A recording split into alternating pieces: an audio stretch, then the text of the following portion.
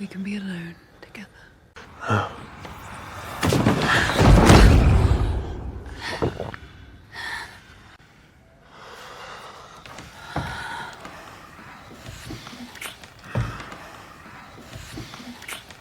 Oh my. I am going to commit great crime. I'm going to bust nut in Water Tower. It's time to stop! Wheel of Time is one of those shows that just came on my radar, not having read anything about it before. I'm aware that it's based on a previous work, the Wheel of Time book series, that got the Amazon show made about it. Now, I have said I'm very fair when it comes to this stuff, regardless if this is based on a book or not. If they adapt it to be a movie or a TV series, it needs to stand on its own. I hate hearing the adage of you need to have read the books in order to understand the movie. So what I wanted to know, as someone who's never read the books, going into Wheel of Time, would this stand the tests of critique? Would it be something that would hold up? And can I appreciate it for what it is without having read the books at all? And so far, based on the content of season 1, it is quite intriguing. I have to admit, season 2 kind of started off kind of rough. The Aes Sedai woman has lost her powers. But bro, tell me why she's the most insufferable person ever. And why can't she wash her clothes properly? She's an idiot. This, whatever the hell she's doing, is not how you wash clothes with your hands. What in the hell? Is she trying to start a fire? The thing is, this movement, when washing clothes, does absolutely nothing. There's not enough agitation and fabric in between her hands for it to make a difference. And you're supposed to be putting it in the water while you're... oh god. Suitable for delicate fabrics. Place the clothes in the water and gently agitate them. Use your hands to move the clothes around in the water, but be gentle to avoid stretching or damaging the fabric. Do you see what this girl is doing? She's moving the clothes around, and she is turning it inside out, the part that touches your body. She takes the meaty part of her hand, and then she scrubs one portion, flips it, scrubs the other portion, flips it again to a different section. Jeez, I'm glad I have the foundation that I have growing up in my country, because I swear to God, one thing my mom wanted to instill in me is knowing how to wash my own clothes. And what is definitely for certain that everybody can agree on is that we don't wash our clothes in our dirty bath water. Like, bruh, really? I know she's down and hard on her luck, but Lord have mercy, do you know how dirty bathwater is? She sweat in this clothes, so she could make 100 trips, I know that makes no sense, to fill up this thing so she could bathe in it, so she can wash her sweaty clothes in the sweaty water that she just washed off, in the tub that she's sitting in. Ugh. Yes, dos manos. What? I mean, what is... So my boy Lan here is dealing with some serious pain because, of course, the bond has been broken between him and Moiraine. Remember, the dirty moron who can't wash clothes properly. It's important to note that there is still evil afoot, and this evil guy, who has a spectacular can opener spoiler on his face, is free going around and, I guess, conspiring with evil people. Man, this dude is like, you know, if an eagle were to become a human, it would be this man. Look at him! The piercing gaze and that powerful beak. Bro downloaded the DLC Avian Skin Pack. It showed her that monsters not really monsters. See? Why would you put it right next to the freaking thing's freaking mouth? I'm speaking at a perfectly normal volume. Could you move to the left a little? Perfect. I swear, this dude is like the thirst trap for the entire freaking series. Lan! You know, it is so warm today. It must be unbearable swinging your sword wearing such heavy woolen trousers. What in the world is happening? Well, I mean... I just gotta go to bed. I'll see you tomorrow. People have been noting that Moiraine has been getting writers. I really can't stand this woman, how she treats everyone like absolute shit around her. I get it, she's been cut off from the one source or one power or whatever you want to call it, but she is absolutely a tool. What in should I? I mean, moron. On top of this, we follow Egwene, who still works at the tower. She walks in to clean and sees one of the witches having fun with her two, things, people, whatever. Nynaeve is there with her. They're working on their powers, but in this series, especially in season 2, Nynaeve is the most powerful one. Even all the witches at the tower are like, damn, I want to suck her toes, if you know what I mean. Nynaeve doesn't have to try very hard, while Egwene is basically treated as though she's invisible. They're novices at the tower, and I guess they're teaching them how to control their magic or something. But knowing Nynaeve, she's so stuck up, and she's like, well, I can't leave until I separate, you know, or, I can drink the water, but, you never said I had to clean the water, did ya? You didn't say it had to be clean.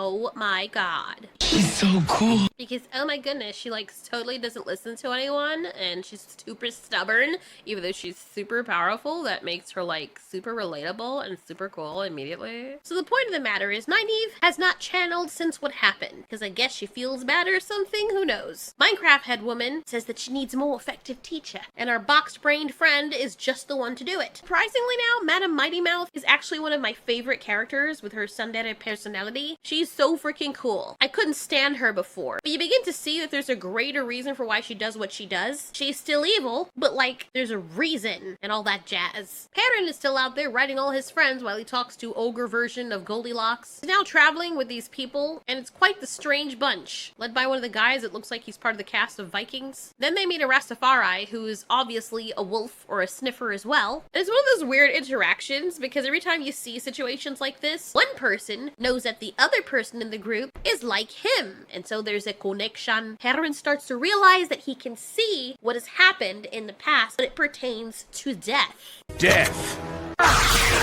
It's quite an interesting quirk, but I don't know why his eyes don't say yellow all the time. Turns out the people in the beginning, one of them having been the little girl's mother, were killed by this dude. Aes Sedai needs a water.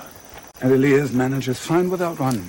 I think if Moron knows that her warder, Lan, is going to be suffering without her, why would she make him go through this? What a horrible partner to have. There's a stuff about how they find a stone, and the stone can't be shattered, but yet here it is, broken off. She gets a poem from this guy who's now being hunted because he's helping her, and the Minecraft head red woman wants to be the teacher for Nynaeve, who isn't channeling right now. But alas, she has great potential. Let me go! You asked me once why Reds don't have warders. Because they are a distraction. A weakness. If that were the case, wouldn't everybody not have them? I mean, I guess each of the witches or the people in their own clan or whatever can choose what they want to do. But if they realize that the red part of this entire tower organization were more powerful than anybody else because they didn't have warders, why wouldn't everyone strive for the same thing? Maybe it's because they still just really like men, you know? We can protect ourselves. Warders are nothing more than glorified dogs. I'm at the door.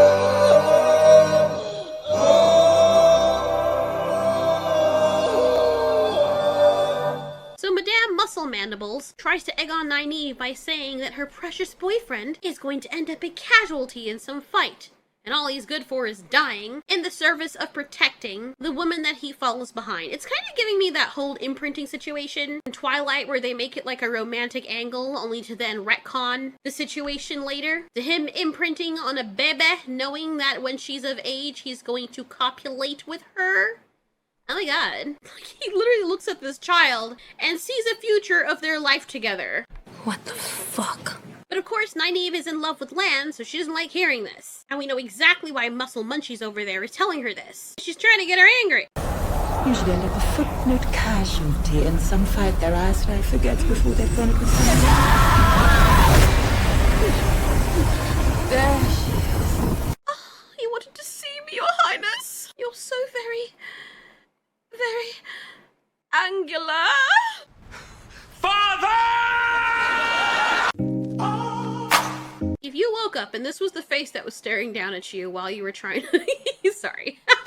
You know, there are just some faces that just evoke a certain sensation when you see them. It's not your fault. It's just, I guess, the way that we're made up. It's like a primal reaction to something that looks out of the ordinary, and you don't know whether or not to be wary of it or to be intrigued. But it's one of those jump scare situations that only become unsettling if you were to see it without having time to process exactly what it is. Because your brain has that split second to decide whether or not this thing is a predator that's meant to eat you, a poisonous situation, something you should avoid, or a friend.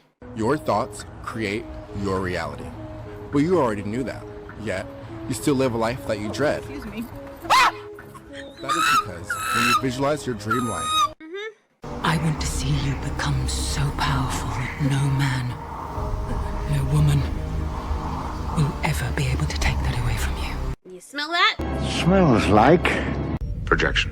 Moron and her lapdog have an argument, and she's giving me some strong-ass Michael Jackson vibes. He's obviously angry with her for good reason. She's keeping everything to herself. He's supposed to be the person that she trusts the most, and vice versa. And there's like no logical reason why she'd be keeping things away from him, which is what makes this very strange. Her odd behavior. Don't you dare smile at me. As if everything is fine.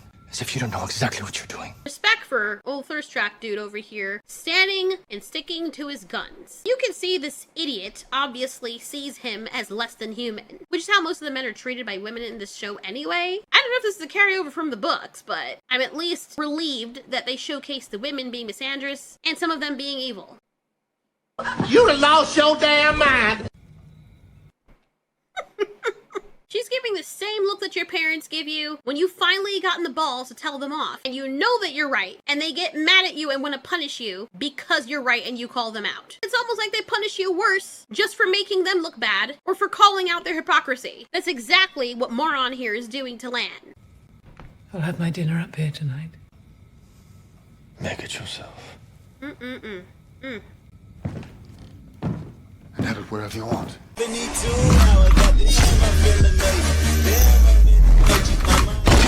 Daddy, no! Yes, bitch! Yes! You ain't never did it like that. You just shit it on all of us, bitch. Yeah! Also, I almost forgot that everyone else thought that Rand was dead because he could channel magic and he didn't want to hurt the ones that he loved. So he told Moraine to say that he's dead. And I don't remember ever seeing his girlfriend mourn over him. Meanwhile, Mountain Muscleface is guarding the recast for Matt, or whatever this guy's name is. The one that everyone thinks is a coward is kind of like the outcast of the group. The Klaus character. Hey, you stay strong. I believe in you, okay? You not so much. Knowing that this poor man will risk heaven and hell for her, he comes out as the freaking villains are taking their sweet time. Lord knows why they do this. Like, why are they waiting for someone to come and save the person that you wanted to kill? And you were trying so hard to, only to slow down your... Look how long! Like, these things are the experts at taking lives. And yet, he is taking so long. He's like, let me hold you there with a sword. Stay still, stay still. All right, I'm gonna do this in slow motion. Your reward should be here any minute now. Where is he? Oh my god, the plot is thickening. Is he coming? Is he coming? Wait, I think he's coming. Is he behind me? Oh shit. I actually almost cried during this scene because Lan starts getting hurt. And this is very painful to watch him get beat up like this. For a freaking bonobo who doesn't care about anyone. Even if the freaking witches or whoever they are, Aes Sedai people, let's be honest. They're witches. Even if they only saw men as dogs, do people not love their dogs in this universe? We think she's going to get the power and she's not going to be cut off from the source anymore. And we actually see her generating magic and it's like, Oh my god! what? Then we realize it's not her, it's actually the other witches that snuck up on this freaking thing. Kind of remnant of the scene from The Lion King.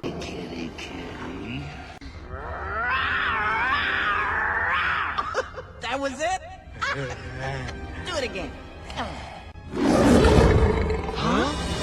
then we actually get to see Rand being focused on in the second episode, and he's with some woman, and we know there's an ulterior motive. This guy is freakishly tall. Like, you could just tell from looking at him, he's freaking tall. Go Rand. Uh-oh. Sorry. I didn't really like him in season 1, but now I do. Maybe it's the haircut. Maybe it's because there's actually something for us to look forward to. And it's a ginger. Let's see how long they feature him as a protagonist, potential anti-hero person. You know, the whole 100 times bitten, 1,000 times shy kind of situation when it comes to movies and characters of a certain demographic. They were born straight white. They're the devil! And of course, Miss Mobo Mouth over here is sulking. She doesn't even thank Lan or apologize to him for what she did. What? Bitch!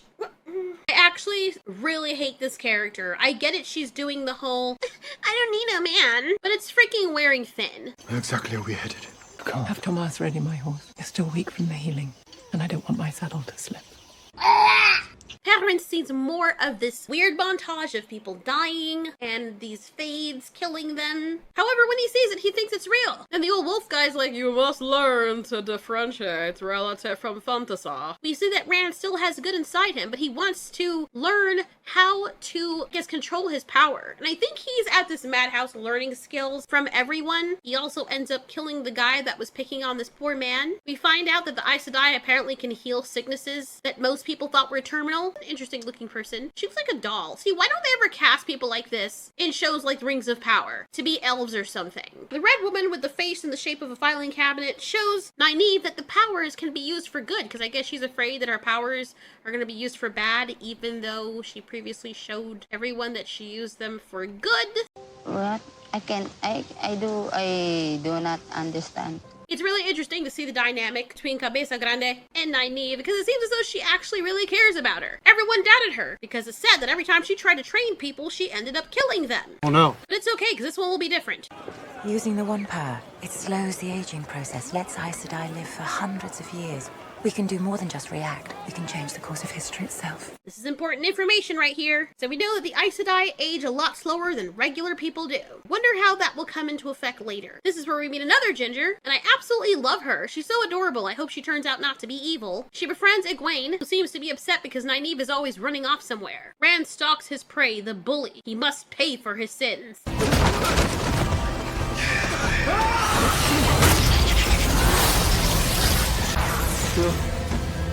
What have you done? What have you done? I don't think tonight is. So Rand tells his new piece that now is not the time. He doesn't tell her why. She's not listening. And Rand is finding it harder to control his power. That's part of why he's agonizing over this. Because he apparently is the Dragon Reborn. At least I think so.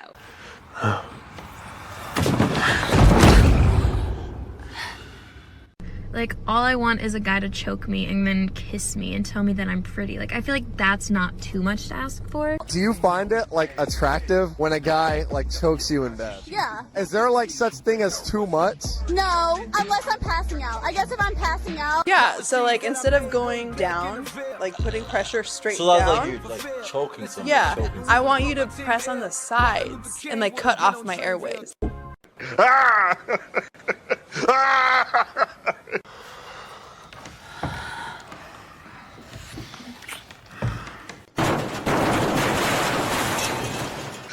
We find out later that the cold woman who apparently hates men to the core has been keeping one secret and taking care of one, trying to heal him. Nynaeve finds out and says she only follows Redbox Woman because, well, I mean, she was acting suspicious. To help smooth the inflammation. Get out! Before I kill you, you get out! Mira, first of all, what you're not gonna do is do. Get out! You stupid!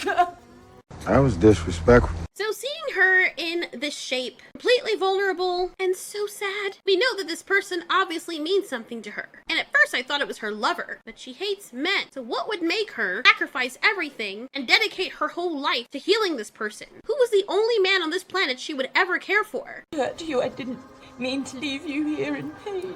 I'm so sorry, my boy, my beautiful boy. I'm so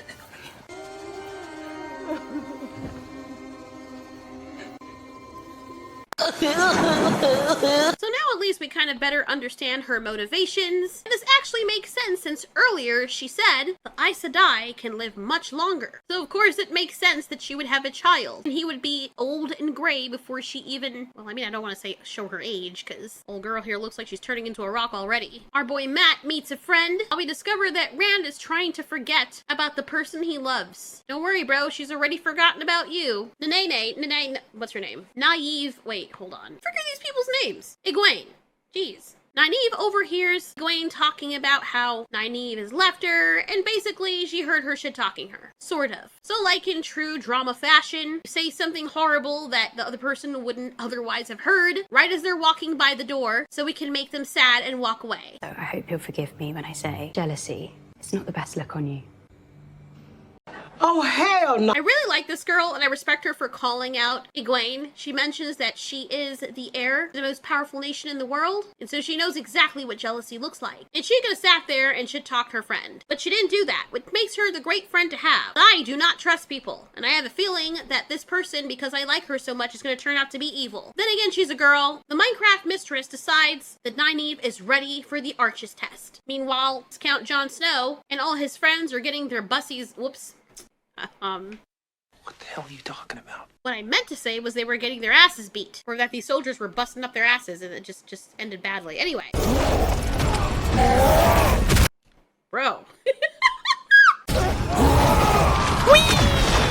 Despite them all showing their Avenger stance. Regardless of how badly these discount Unsullied can fight, the Harpy Magicians come in. The one in the back. Oh my god.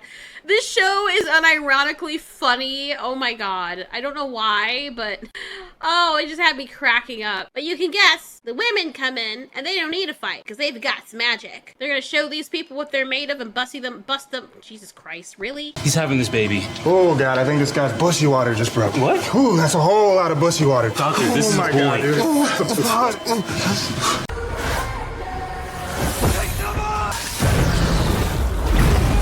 The air smells so fresh. I have no idea why I thought they were gonna scream like banshees and drop their golden pacifiers out of their mouths. So it was a bit anticlimactic watching this, but it was still badass. Oh! Yeah, what was that first part? Oh! Oh Lord, I love the show. So of course they are brought to their knees. Unfortunately, the freaking Golden Caesar god from that 100 movie, or 300, I don't remember where it's from. The Xerxes dude, the one that looks like Pinhead. Let us reason together. What is he, freaking Goliath? Why is he so freaking large? And looky here, big surprise, it's the guy with the Eagle texture pack, and what looks to be King's Landing after Daenerys Targaryen was done with it.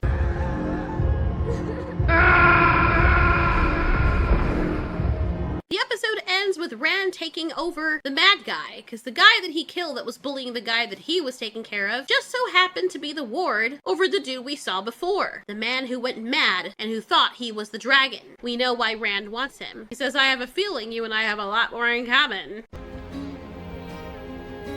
I have a feeling you and I have a lot more in common. I like how he says this, but in the next episode, he acts all surprised when the mad guy is like, I know why you're really here, because it's about your magic and channeling it, and then Rand acts like he doesn't know what he's talking about. How long are you going to wait? I'm sorry? Before you ask me what you want to ask me. You're more patient than I am. I don't know what you're talking about. Don't lie to me, boy. Bring that ass here, boy! I guess the writers forgot about that. Episode 3 actually turns out to be quite amazing. Poor Nynaeve must go through the arches and face her fears, which basically boils down to her having to leave the people she loves that trust her, because the way out only comes once. On the last arch, she can't remember what happened, and she's covered in blood. She says she's gonna turn her back on these people because they want her to turn her back on the people that she loves. She says goodbye to her friend because her friend never needed her in the first place, and she leaves, and I immediately knew that she was still in the freaking Matrix because this does not happen. She just leaves the White Tower, and the guy that she loves, like from out of a freaking dream sequence, rides up to her on a black horse in slow motion with all of his thirst trapity at the convenient time she needs him to. And he just decides to throw away his mission. His personality type, regardless of how much he cares about her, does not allow for that.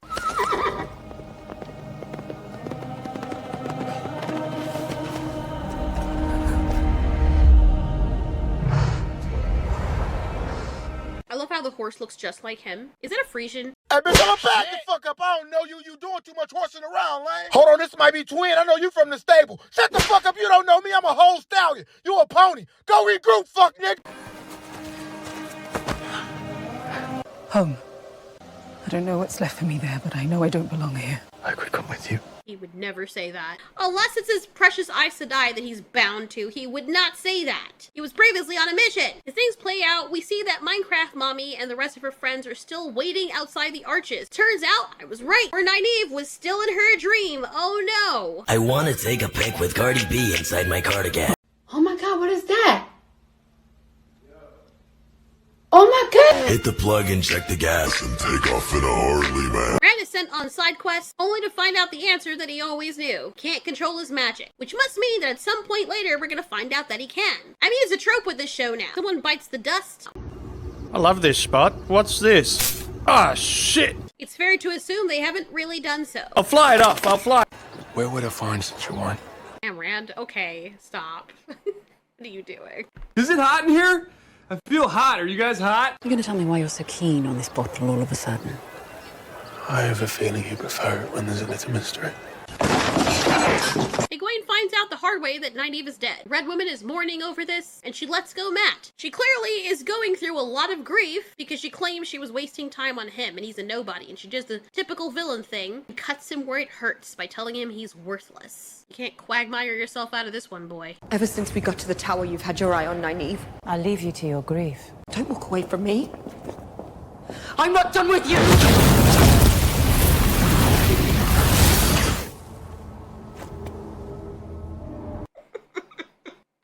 It was at this moment. I didn't send Nynaeve to her death. I sent her to the Archers because I believed in her.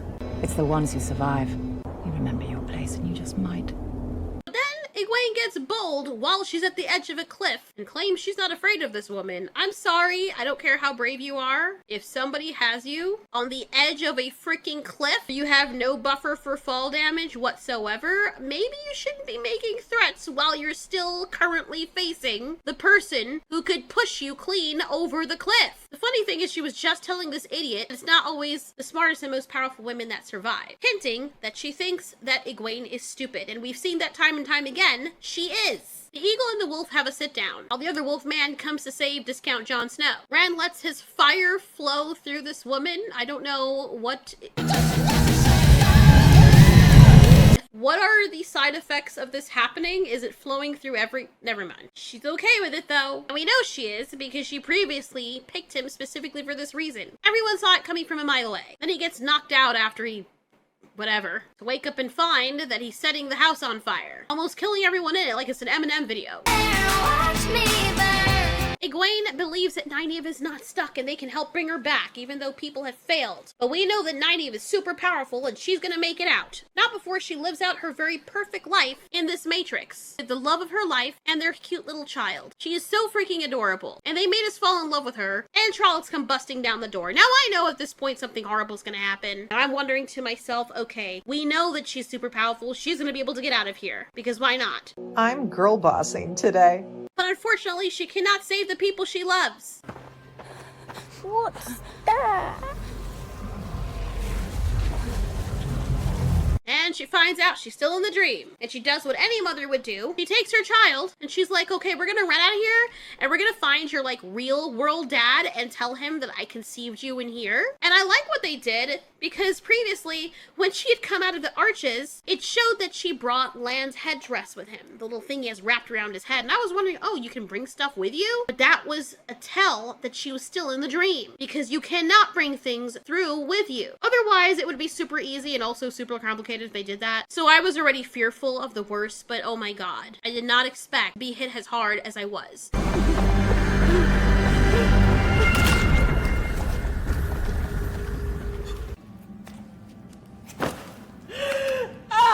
Let me tell you, I'm not even exaggerating. I started bawling. My husband had to comfort me and everything. I was so depressed after watching this because the girl is like 4 years old or 5 years old. So that means she's had all that time and she's lived out this whole thing.